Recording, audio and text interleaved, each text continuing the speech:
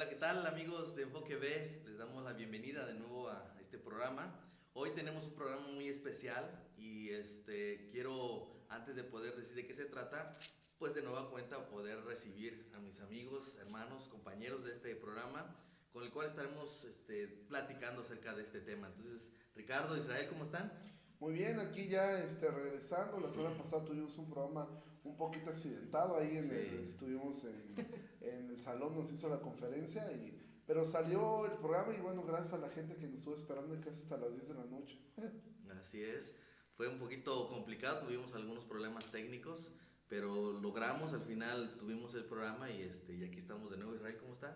Bien, bien, gracias a Dios, aquí estamos ya dispuestos para conversar con todo esto y gracias a Dios por todo el evento que tuvimos, en el evento Proclama y fue de grande bendición, de edificación y les recomendamos a todos los que nos escuchan que se metan en la página de la IBE para ver las predicaciones, ¿no? Ya están las predicaciones allí alojadas en la página de la IBEG y no queremos dejar pasar este tiempo de reconocer y agradecer mucho a nuestros amigos de Reformanda que estarán acompañándonos a través de su marca aquí, como pueden ver.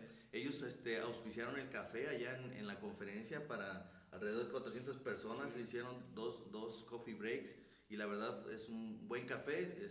Ahí estaríamos poniendo dónde se ubican ellos, esta barra de café, donde pueden estar ustedes. Pero aquí están nuestros amigos de Reformanda acompañándonos en el programa Enfoque B. Y bueno, esta ocasión vamos a tocar un tema que es quizás difícil, quizás pueda crear polémica, pero nosotros les invitamos, o primero queremos decirles que no es nuestra intención ofender, ni tampoco este programa está hecho para hacer mofa de las creencias de las personas. Lo que queremos es darle un enfoque bíblico a todo el pensamiento de las personas. En otras palabras, lo que queremos es que tengan una cosmovisión correcta y una cosmovisión bíblica, ¿no? Entonces hoy vamos a hablar acerca de María, ¿sí? ¿Quién fue María? Seguramente ahora mismo estás pensando en esa María, ¿no? Que quizás hay en tu mente alguna María, pero lo que nosotros vamos a estudiar y vamos a ver es acerca de María, que nos habla la escritura, ¿no? Entonces, ¿quién fue María, Ricardo Israel? ¿Quién fue María? Bueno, antes de empezar, yo creo que con todo esto, me gustaría hacer como la anotación de que lo que queremos hacer, como tú decías, es ir a la autoridad. Tenemos que saber cuál es nuestra autoridad primaria, ¿no? No son lo que yo piense acerca de María, no es lo que tú piensas acerca de María, sino la Biblia, que es la autoridad máxima que tenemos, es la que nos da la información, lo que debemos saber. Y respecto al tema de María, pues es la Biblia la que nos va a dar esa pauta, ¿no? Entonces, preguntémonos, ¿qué dice la Biblia acerca de María, ¿no? ¿Qué dice? Pues María evidentemente yo creo que es una mujer extraordinaria, una mujer que tiene muchísima enseñanza para nosotros. Yo creo que lo más significativo es ver la humildad de ella al decir, he aquí la sierva del Señor, que la palabra sierva en griego o siervo es doulos, que significa esclavo. Esclavo. Realmente la palabra que lo que dijo María, he aquí la esclava del Señor. Y ver la humildad, la disposición. Hay algunas personas que creen que María tenía alrededor de 15 años cuando ella tuvo la visitación del ángel, era una adolescente. Y bueno, sabiendo todo lo que podía enfrentar, porque la pregunta de cómo va a ser esto si no tengo esposo, ella sabía las implicaciones que podía tener el momento de estar embarazada, que le podía costar la vida, pero bueno, ella le creyó a Dios y es un personaje que a veces creo que por todo lo que ocurre, es un personaje poco estudiado a veces en la iglesia, es como que un personaje un tanto olvidado por lo mismo, ¿no? Por las implicaciones que a veces tiene, que algunas personas pueden mirar que si somos ecuménicos o X o Y, y trae, de hecho nosotros mismos ahora teníamos ahí un tema que platicábamos acerca de María, que no lo vamos a tocar aquí para no polemizar, pero es un personaje extraordinario, yo creo que una mujer que a mí algo desde niño que siempre fue uno de mis textos favoritos es cuando ella tiene este encuentro Elizabeth. cuando va a presentar al Ah, niño, ok. sí, con Ana y con Simeón, y que dice que ella guardaba todas estas cosas en su corazón y meditaba en Ujú. ello, ¿no? Y yo creo que eso es una enseñanza muy grande de ella, ¿no? O sea, cómo lo que ella le sucedía de primera instancia antes de hacer algo, ella lo guardaba en el corazón y meditaba acerca de ello. Entonces yo creo que fue una mujer extraordinaria. Algo que podría añadir a eso es que, aunado todo eso que decía Ricardo, creo que en nuestros tiempos como decía él, se ha satanizado en cierta forma el tema de María, por el contexto en donde vivimos, en la cultura que los cristianos, los llamados cristianos, el tema de María cuando se menciona como que lo olvidan, lo satanizan, lo arrinconan, ¿no? No quieren saber algo más de María, pero como decía Ricardo, es una historia como las demás historias de personas que han puesto su confianza en Dios. Es un personaje que debemos imitar su fe, su confianza en Dios. De hecho, yo hice ahí como una concordancia en la Biblia y 25 veces más o menos se menciona en los evangelios el nombre de María. Entonces, es una persona importante en la historia de la iglesia, tan importante en los planes de Dios que ella fue la que engendró a Jesucristo. Nuestro Salvador, ¿no? Dice, la Biblia la menciona a ella como la madre de Jesús y es llamada por el ángel como muy favorecida, ¿no? Creo que hay mucho que rescatar acerca de ella desde que es presentada como una virgen que concibe en una circunstancia que hoy no se creería, ¿no? Aquí hay una pregunta importante antes de continuar, es para poder diferenciar, ¿es la Virgen María lo mismo que la Virgen de Guadalupe? No, yo creo que tendríamos que responder ante eso con un rotundo no. Realmente Guadalupe es, según la teología católica romana, María, ellos al tener un concepto erróneo, según las escrituras, al pensar que María fue eterna, o sea que María no, bueno, es eterna en el sentido que está aún viva en el cielo con el Señor, pero en el sentido de que ella no murió, de elevar a María prácticamente como si fuera la cuarta persona de la Trinidad.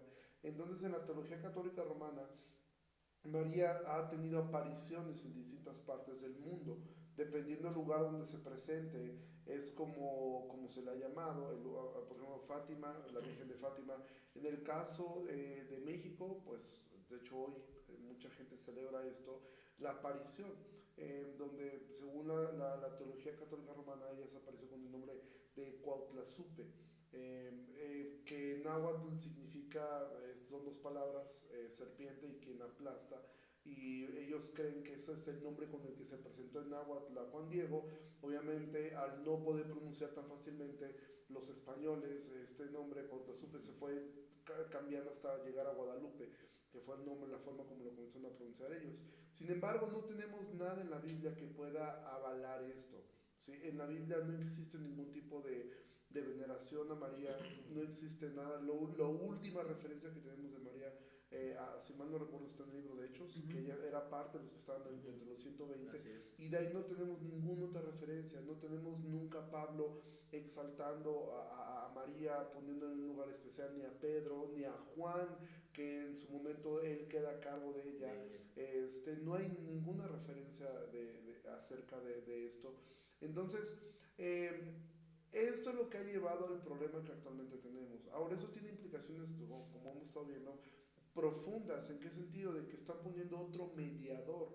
Si nosotros recordamos parte de lo que fue el momento de reforma, una de las 5 solas, solo Cristo, ¿sí? O sea, solamente es Cristo. No hay otro camino, no hay otra forma de llegar al Padre. Y solamente dice Timoteo que tenemos un mediador entre Dios y los hombres, porque hay un solo Dios, un solo mediador entre los hombres, Jesucristo hombre. Entonces, Guadalupe, porque realmente en sí tenemos que decir María, en nuestro país es Guadalupe, ha usurpado el lugar de Cristo, al ser ella una mediadora entre los hombres y Jesús a su vez es un mediador entre el Padre. O sea, de alguna forma, lo que algunos ven es como una familia disfuncional, donde un papá está enojado, Dios Padre está muy enojado, está de malas, está airado. Entonces, pues, ¿quién puede calmarlo? Pues la mamá, ¿no? Entonces, de alguna manera ella viene, aboga, y pues lo pone en paz a través del Hijo. Entonces, realmente eso es el problema. Pero no, definitivamente María no es Guadalupe, ni Fátima, ni ninguna de las cientos de representaciones que tiene. Entendemos entonces que Guadalupe, como se le conoce aquí en México, no es como se presentó, digamos, en España o en otras partes del mundo, ¿no? Pero creo que la Iglesia Católica Romana da referencia de este personaje como la misma María que habla la Escritura. pero cuando estudiamos la escritura no encontramos ninguna referencia con Guadalupe, ¿no? Entonces, queríamos poder aclarar esta parte porque quizás ahí es donde se empiezan a generar las polémicas y obviamente creemos que no hay otra María, no hay otra intercesora, no hay nadie más que pueda abogar por nosotros con el Padre si no es el Señor Jesucristo. Sin embargo, vamos a ir entendiendo algunas preguntas, respondiendo algunas preguntas que surgen a raíz de esta María y de cómo la teología del catolicismo romano ha traído una imagen que parece suplantar al mismo Señor Jesucristo, ¿no? Otra de las preguntas que podríamos responder es que se piensa que de María nunca pecó. ¿Esto es real? O sea, la Virgen María nunca pecó. Bueno, conforme a la teología católica, enseña que María se conservó de manera pura y así murió. Incluso ellos aceptan que María jamás tuvo nuevamente relaciones sexuales, que se permaneció virgen para siempre, la inmaculada concepción de María, la virginidad perpetua de María. Entonces, porque hay como bajo la concepción católica hay esa idea de que el tener relaciones sexuales es pecaminoso. Sabemos que conforme a la Biblia, las relaciones sexuales son parte del propósito de Dios dentro del marco del matrimonio y no es en sí pecaminoso, ¿no?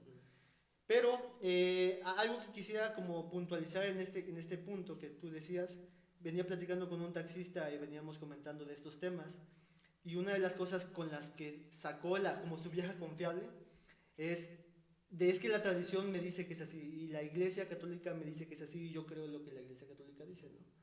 Si la Iglesia Católica dice que María nunca pecó, entonces yo le creo. La tradición. La tradición. Nosotros no estamos peleados con la tradición, pero si la tradición está por encima de la palabra de Dios, que es la revelación final y autoritativa de Dios, entonces no tenemos un terreno donde basar nuestra confianza y la fe. De hecho, Pedro dice, tenemos también la palabra profética más segura, a la que hacéis bien estar atentos como una antorcha que alumbra en lugar oscuro, hasta que la luz esclarezca y el lucero de la mañana salga en vuestros corazones. Esto nos dice que siempre lo que la Biblia dice debemos de hacerlo, y donde la Biblia calla debemos de callar. Con respecto a la pregunta de que si es cierto que María nunca pecó, tenemos toda la evidencia bíblica que nos dice que todo ser humano ha pecado. Dice Romanos 3 que todos hemos pecado, no hay ninguno bueno, no hay ninguno justo, no hay nadie que haga lo bueno. También dice en primera de Juan que si alguno dice que no ha pecado, le hace mentiroso a Dios.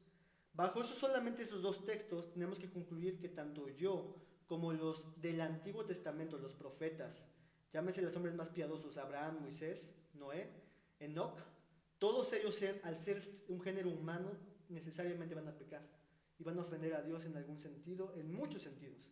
Y María no es la excepción, en ninguna forma. Solamente hay un ser en la tierra que nunca pecó, y ese es Jesucristo. La Biblia dice que Jesucristo, Dios le hizo pecado, que Él no conoció pecado. Por lo tanto, a través de toda esta evidencia bíblica podemos concluir que María, siendo del género humano como nosotros, ella pecó en algún momento y que no pudo mantenerse en pureza. Claro, y creo que la Biblia es muy clara respecto a la condición tan humana de María. Creo que las pocas referencias que tenemos de los evangelios respecto a ella nos muestran mucho su naturaleza humana, aún materna, en muchos sentidos. Simplemente en la presentación, lo primero que tenemos de María dice que cuando ella vio, se turbó por las palabras que el ángel le dijo. Esa palabra turbar en griego tiene que ver con confundirse. Entonces, desde aquí vemos que María no tenía una naturaleza divina en la cual no sintiera miedo. Ella se confundió, no entendía lo que estaba pasando. Después tuvo una duda, dice, ¿cómo será esto? Pues no conozco varón, es decir, no era omnisciente, no sabía todo. Ella decía, bueno, ¿cómo puede ser? Y al final ella termina diciendo, aquí la sierva del Señor, hágase conforme a tu palabra. Si ella se sometía a la voluntad de Dios.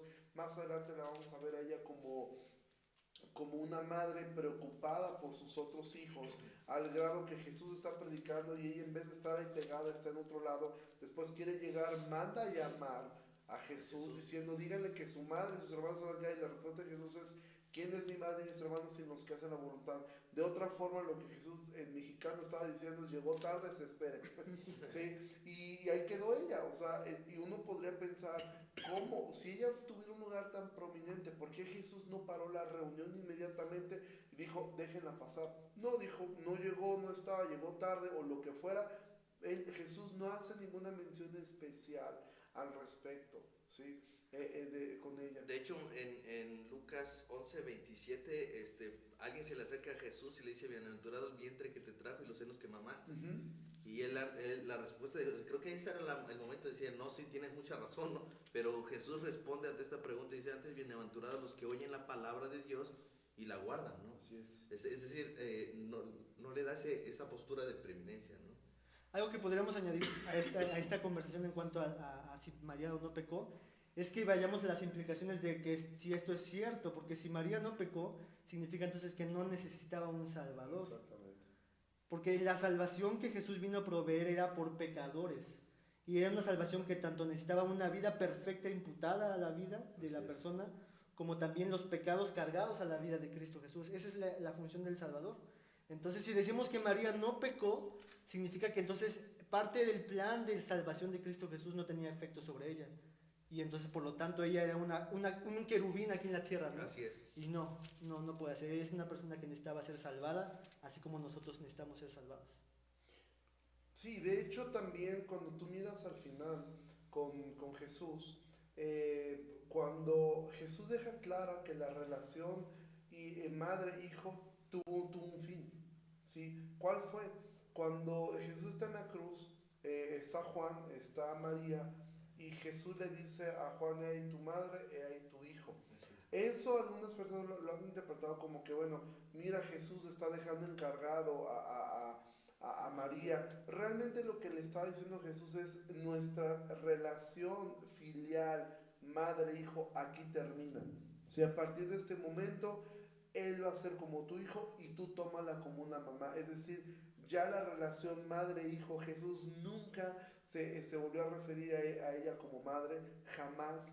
¿Sí? Cuando Él resucita, no le da un lugar especial. De hecho, no hay una parte, cuando ves que los ángeles resucita a Jesús, dicen, ya díganle a Pedro, o sea, ni siquiera es una mención especial hacia ella. ¿Por qué? Porque en ese momento Jesús estaba dando por terminada esa relación en su parte humana, la estaba dando por terminada. A partir de ese momento Él iba a morir y una vez resucitado, Él ya no iba a tener esa relación filial que tuvo mientras estuvo como hombre. De hecho, parece ser que cuando, bueno, la Biblia dice que cuando iba a ser el primer milagro, convierte el agua en vino, es María quien se acerca a Jesús y le dice, oye, es que ya no hay vino, ¿no? Y él le dice, mujer, ¿qué tienes conmigo, no? Todavía no es tiempo. Entonces parece ser que esa idea de preeminencia obviamente no está expuesta en la Escritura. Sin embargo, creo que es bueno poder darles una imagen correcta de quién fue María, claro, ¿no? Porque la realidad es que algo aconteció aquí. Un ángel se le presenta a María y se le anuncia algo importante.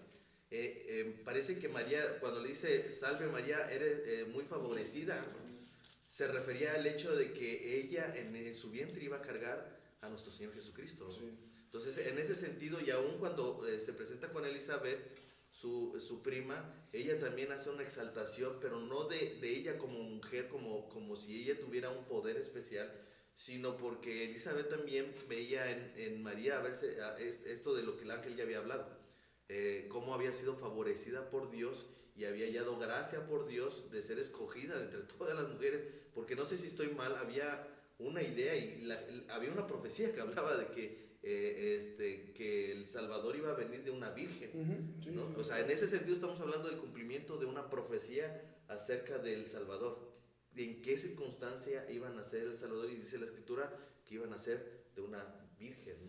Y la palabra gracia, cuando dice que es una mujer que halló gracia, presupone una mujer que necesitaba que se le gracia. O sea, no era una persona perfecta o idónea o la mejor de todas las mujeres, sino que Dios de manera voluntaria y por su elección soberana quiso y puso sus ojos en María, no por algo excepcional en ella, sino por la pura gracia de Dios. Y tomando, por ejemplo, lo que te estás diciendo de Juan 2, las bodas de Canaán, Cuando María se acerca con Jesús a decirle respecto a que se quedaron sin vino, eso habla también de recordemos que para ese momento todo indica que José ya había muerto. Ya, ¿cómo lo podemos saber? Porque no hay una mención que fue invitado o que estuviera en la boda. ¿Por qué María se dirige con Jesús? Y esto nos habla también de la humildad de María, de entender que Jesús siempre sabía qué hacer. María no esperaba un milagro, de hecho Claro. no esperaban porque nunca había visto un milagro hecho por Jesús. Y No como lo pintan las películas, ¿no? Ajá, De que parece que a los 7 años andaba haciendo pajaritos con papelitos, ¿no? Pero lo importante es ver esto, o sea, cómo María va con su hijo porque de alguna forma ella sabía, Jesús sabe qué hacer. Él va a hacer algo. Ella no esperaba eso, pero dijo, ella va, por eso le dice, hagan lo que él les diga. O sea, nadie esperaba que él iba a hacer vino, pero de alguna manera María confiaba en Jesús. No le dio la orden, Jesús haz vino. No, sencillamente dijo, él va a saber qué hacer. Él va a resolver el problema, porque seguramente en casa Jesús resolvió cualquier cantidad de problemas. Tomando pues el lugar de ser el hijo mayor y de cuidar a su mamá y de trabajar duro, seguramente Jesús resolvió cualquier cantidad de problemas en casa. Ahora, una de las cosas que podemos entender de María es que la circunstancia que estaba viviendo María era complicada, porque dice la misma historia que José estaba pensando en abandonarla, ¿no? Sí. Y dejarla porque sabía que pues, estaba embarazada, ¿no? De alguna forma José, porque la amaba, no quería difamarla, sin embargo él estaba en una disyuntiva. Él cómo podía creer que ella había concebido del Espíritu Santo, ¿no? Entonces vemos aquí una historia de verdad muy particular en la que se cumple una de las profecías acerca de nuestro Salvador, y cómo es que aún en esa profecía María vive una situación complicada, y ella como mujer nos demuestra que la fe en lo que Dios había dicho que se iba a cumplir, ella lo recibió con mucha solicitud, ¿no? Y ella dijo, hágase tu voluntad, lo que Dios ha establecido para mí, así se haga, ¿no? Entonces, resultado de esto es que vemos la imagen correcta de una María que concibió a nuestro Salvador y que hizo lo que tenía que hacer, cuidar a nuestro Señor Jesucristo en tanto Él iba creciendo en estatura, en conocimiento y sabiduría, ¿no? Pero una vez que Él llega a su ministerio, Él finalmente, lo que mencionabas, pues hace a un lado esa relación, ¿no? Ya no hay más relación más que el hecho de que es una mujer que requiere de salvación, que requiere de ese hombre que aunque lo crió y lo desarrolló su vida junto a sus padres, finalmente necesitaba que ese hombre, Jesús, ese Cristo, muriera también por ella. Así es.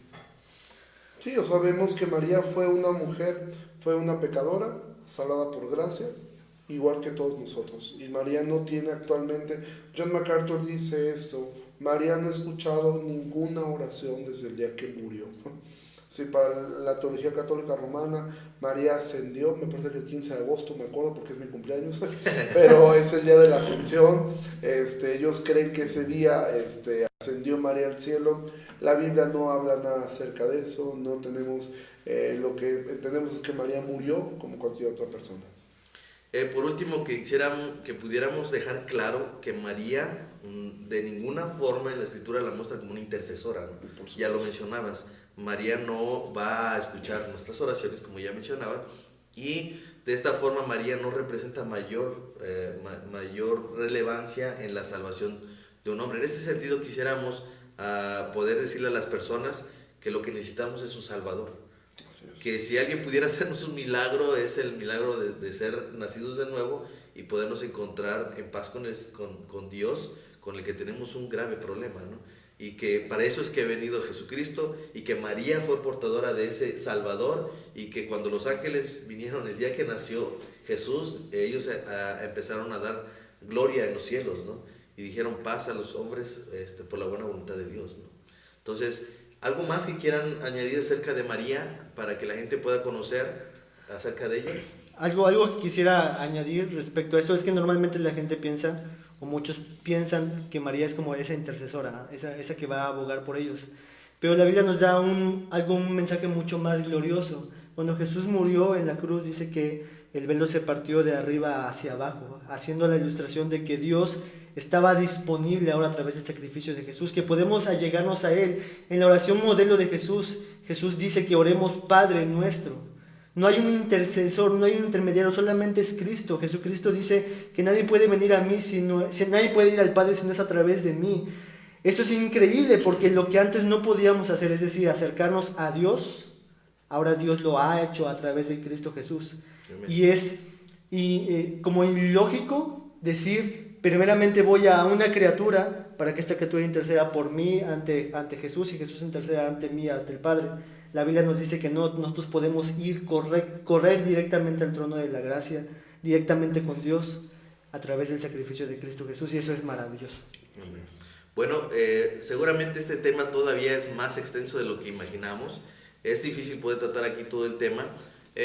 Obviamente hay preguntas polémicas que responder. Sin embargo, creemos que ahora, en relación a esto que se festeja el día de hoy, era importante que ustedes conocieran acerca de quién era María según la Escritura. Y de esta manera queremos despedirnos de este programa, esperando que haya sido de mucha ayuda. Y si tienen algunas preguntas, no duden en ponerlo allí, comentar en esta transmisión, y poder también enviarnos por inbox sus preguntas. Estaremos dispuestos a responder o inclusive tratar algún tema del cual tenga duda, ¿no? Queremos simplemente anunciarles, nosotros ya estamos en YouTube, ya pueden ver la transmisión grabada en YouTube, y también pueden entrar a Spotify para escuchar los audios. Entonces ya también estamos en Spotify, estamos creciendo en ese sentido, y estaremos dándoles una noticia. Estén preparados porque este libro puede ser para ustedes, aquella persona que responda algunas preguntas o participe en una dinámica. Yo creo que lo hacemos, ¿no? Alguien de los que nos estén viendo ahorita en vivo, yo creo que sería bueno, no sé, que respondiera alguna pregunta. Hay una pregunta que siempre hace Dan, que es muy buena, y es ¿cuál era el nombre de la serpiente de bronce? Tiene un nombre.